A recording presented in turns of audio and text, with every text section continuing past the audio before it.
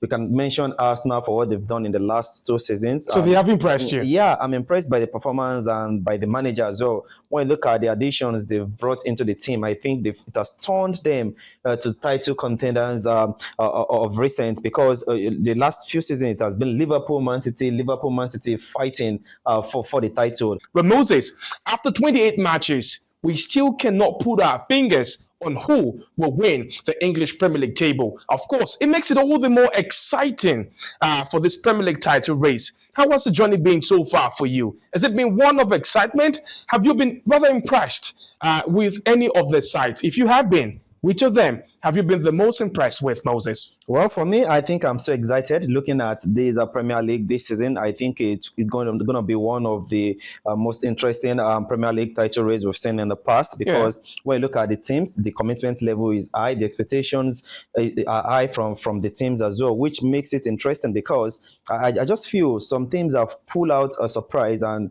you can mention Arsenal for what they've done in the last 2 seasons. So they have impressed you? Yeah, I'm impressed by the performance and by the manager as well. When you look at the additions they've brought into the team, I think it has turned them to title contenders of recent, because the last few seasons it has been Liverpool, Man City fighting for the title. Arsenal had the opportunity to win last season, but I think maybe at some point in time the inexperienced part of the game played a major part in it. They could not deliver when it matters. But for this season, I think the maturity level has improved now, because when you look at the number of games played, they've played 28 matches, like you said, and when you look at Arsenal, they have the most win of the top three.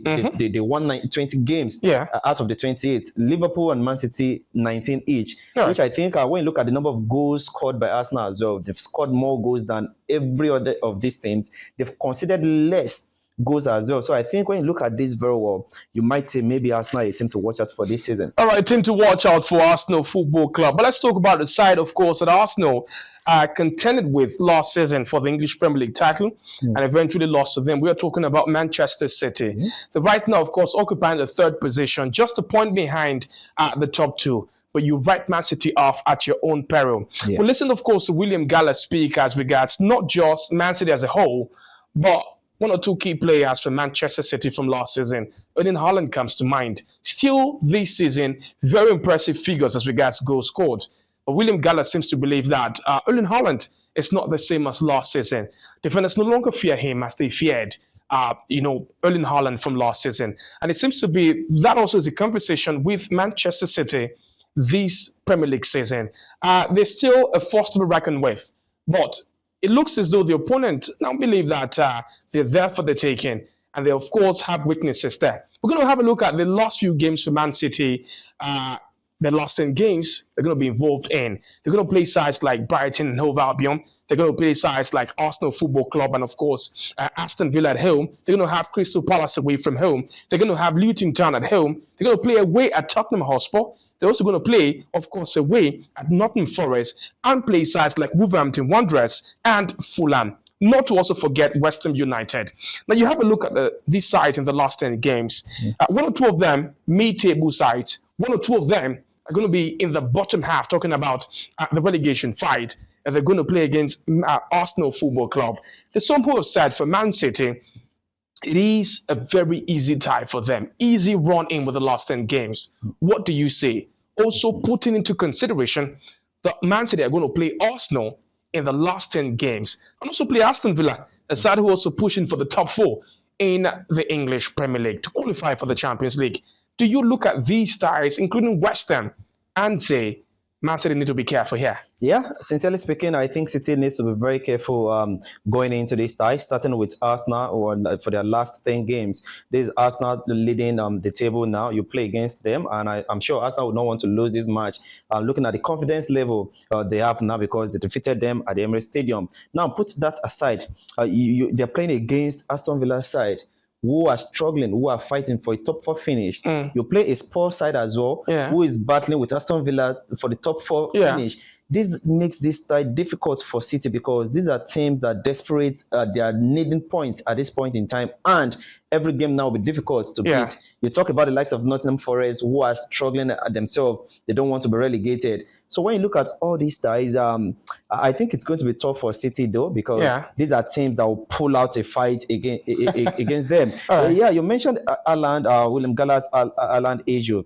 For me, I don't think Aland is still scoring. Let us forget he has scored more than 29 goals this season. So far, so good. For a striker to have 29 goals and the season is not yet concluded, and don't let us forget the fact he was injured at the same Yeah. time. So these are the factors you have to consider, put together. So what you're telling us right now is don't rule out Man City, don't rule out Haaland especially. No, you can't rule them out because one, I feel we've seen them in the past winning their last 10, 11, 14 matches of the season. Well, they might not be able to do that again this season because when you look at the last Yeah. 5 games, I think they only had 3 wins there. right. They drew 2. All right. So at this point in time, of course, you have a look at Arsenal and Liverpool, especially for Arsenal. They won their last 8-7 games there. Yeah. You have to have a look at them and the momentum they built up and the number of goals they've also scored. yeah. And we already know that Liverpool are a side who's shown us in the past, just like Man City, that they can go on a long run.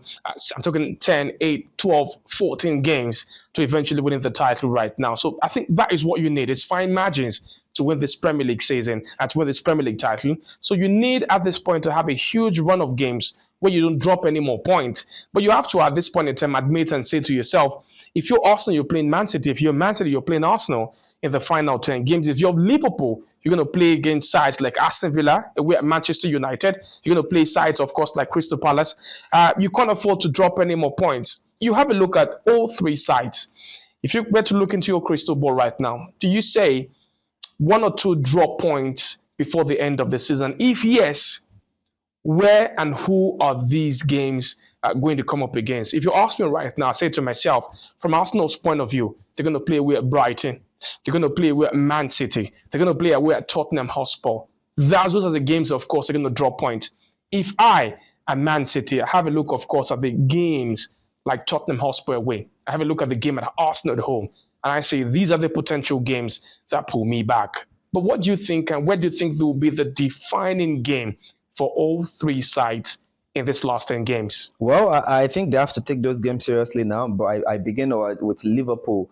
For me, Liverpool, I think they are up for the taking, looking at the defense line. Yeah. You know, they've not been that strong defensively. They've been shipping in goals and they rely solely more on the attacking players to score the goals for them. And when you look at the injury that's ravaged them this season, you might say maybe it might come to play at the later stages of this competition, because a Manchester United side who we don't know if they'll be fighting for European space as well, they might want to be a spoiler for Liverpool at some point in time. Maybe you see them drop a point in games like that. A certain Crystal Palace too, who are in mid-table as well, might be cause another upset for Liverpool. So I look at those games and I say maybe Aston Villa as well, Liverpool might drop points playing against this side. But for Man City, but maximum, you think all it takes is 1 game? Is that all? Is that 1 game you think? Moses, the top 3 sides. If you could make your predictions, who would you be having a look at, man? Well, if I say I should predict the top 3 going by their form and the record this season, the performance as well, maybe I tip Arsenal to be number 1. I tip Man City to be number 2, then maybe Liverpool number 3. Wow, that's very bold of Moses, man. Arsenal number 1, Man City number 2, and Liverpool number 3. Well, if you ask me right now, having a look at history, the pedigree, and the things, of course, that have been done, I would tell you at this point that, again, you can't put it past Manchester City. I look at them as number 1. I look at Liverpool as number 2. And I think Arsenal number 3. But what are your thoughts, guys? Who do you think wins this year's English Premier League table with the last 10 fixtures left, of course, and given these sides are involved in the UEFA Champions League and the Europa League? Do you think it plays a part, of course, in how this season ends? That is it for us right here. Don't forget again, you like, you share, and you drop your comment at Diamond885 TV. On behalf of Moses Amao, I am Babajide Olowashon. Catch you guys later. Bye.